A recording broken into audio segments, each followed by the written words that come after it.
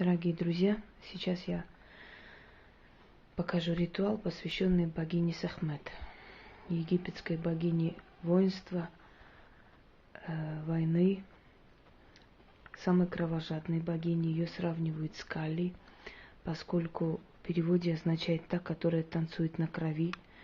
И где-то суть Кали и Сехмет очень похожа, одинаково почти.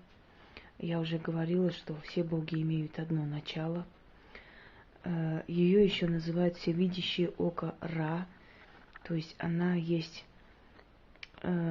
охрана ценностей высочайшего бога Ра. Но если помните, в Библии всевидящее око Господа, да, я уже говорила, что очень много евреев взяли с Египта, когда еще были в рабстве там. Сехмет любимая жена бога Птаха, который покровитель Египта. Кстати, Египет на языке египтян звучит так: Айгюптос, что в переводе означает сад бога Пта. Свирепая богиня Сехмет с головой львицы. Она несколько раз меняла ипостаси в разные царства. В Среднем царстве ее сравнивали с Бастой. Говорили, что это одна и та же богиня, у которой есть переменчивость от свирепости до нежности кошки. С другой стороны, в более раннем царстве их делили, поскольку Баст была богиня веселья, семьи, любви, а Сехмет считалась богиней воинства, кровожадная, жестокая, бессердечная. Гласит легенда или предание о Сехмет таким образом, что люди перестали поклоняться богу Ра, считая, что он уже стар и немощен, и он попросил восстановить его власть на земле. Яростная Сехмет за короткое время стала кровожадно жрать людей, выпивать их кровь до такой степени, что опьянела от этой крови, и уже боги не могли ее остановить, ее этот безумный пляс на крови. Тогда Ра приказал налить огромные бочки пива и покрасить в красный цвет, чтобы она подумала, что это кровь. И когда она стала пить пиво, считая ее за кровь, опьянела и заснула. И после этого ее ярость немножко осела, и люди вернулись к высокому, высочайшему первому богу, боясь ярости Сехмет.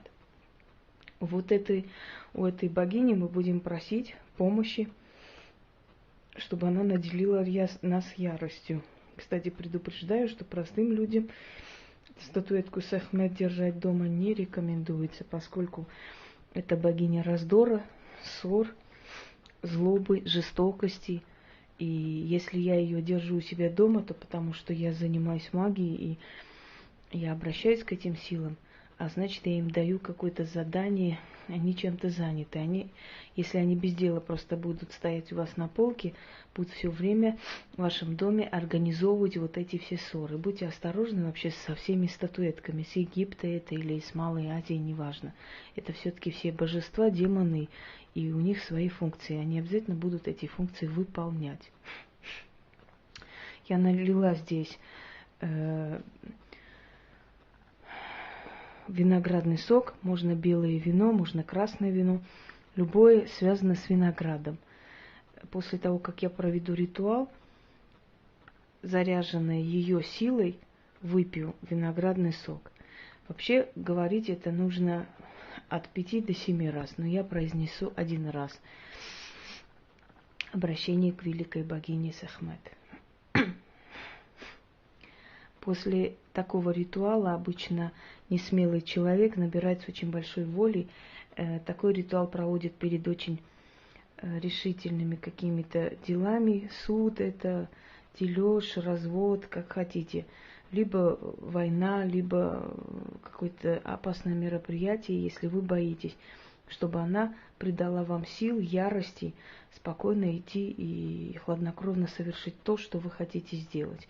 Я не говорю про убийство и что-то такое. Имеется в виду, может быть, какое-то отстаивание своих прав, может, какое-то сложное дело, которое требует от вас максимальной ярости, силы и уверенности в себе. И так начали.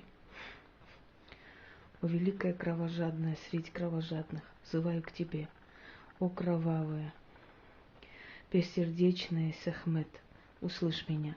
Дай мне часть своей силы, подари мне свою свирепость и бесстрашие. Поделись своей силой, услышь меня, дай ярость свою, великая Сехмет. Услышь меня, исполни мою просьбу. Яростью своей обрушившейся на моих врагов, сожри их тела и души. Воюй со мной рядом, с моими врагами, о Сехмет.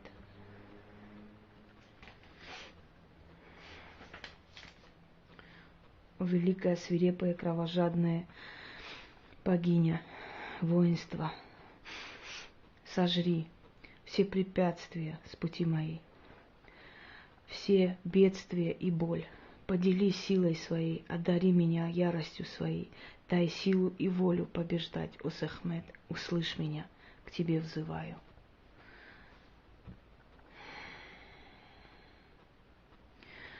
Честно говоря, немножко его качало.